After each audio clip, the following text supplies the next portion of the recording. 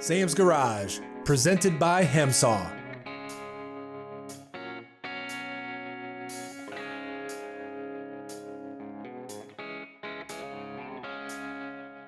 Sam and Doug continue working on the new frame for the 57 Ford Thunderbird.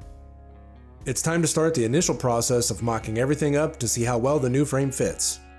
They start with the front end, carefully measuring and positioning the new spindles.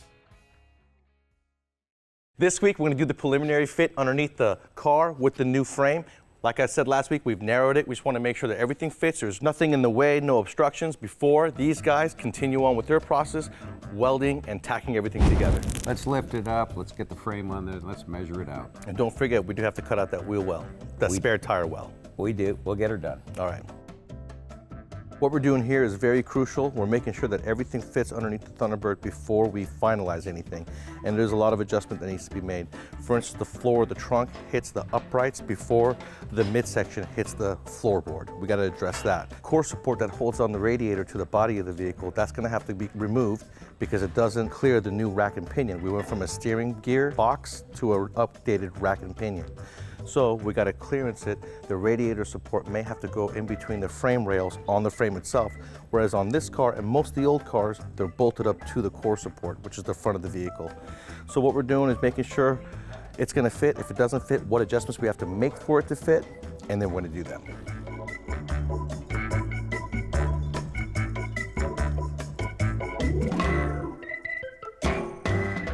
All right, so what we're going to be doing is mocking up the passenger side front suspension. And I know this takes a lot of time. I know you guys have probably seen others do it in a single hour, but it doesn't take that long. It takes usually days and sometimes weeks to get this right.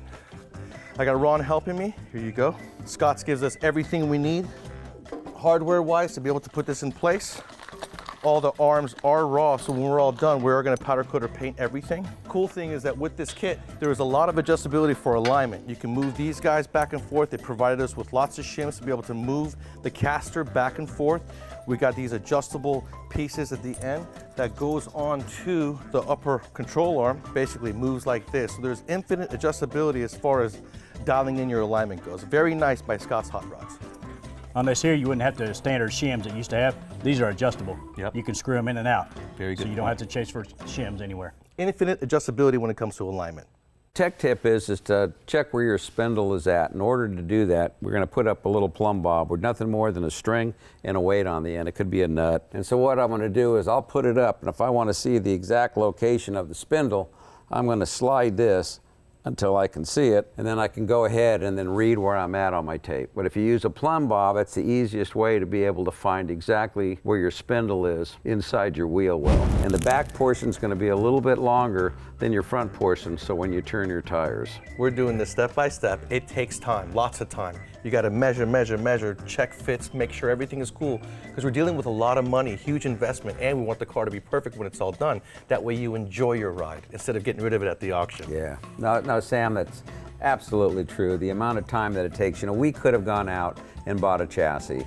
That would have taken a lot of time, but we really wanted to show people what's really involved in the real world in building something like this. And there's a lot of fitting that you're going to do. You got to check and check and check. Put the body on, look at it, double check, and you're going to make some changes. Some of the things that you're going to see is not exactly the way you thought it was going to go, but that's normal. And always remember, if you think it's going to take an hour, it's going to take 2 or 3. If you guys notice, my washers are not in the places they need to be, so we're just mocking things up. We'll put the washers correctly in the places they need to be when we finalize the front end along with the rear end. But now the front end is done, it's mocked up. We're going to go on to the rear end and mock it up. Sounds like a plan.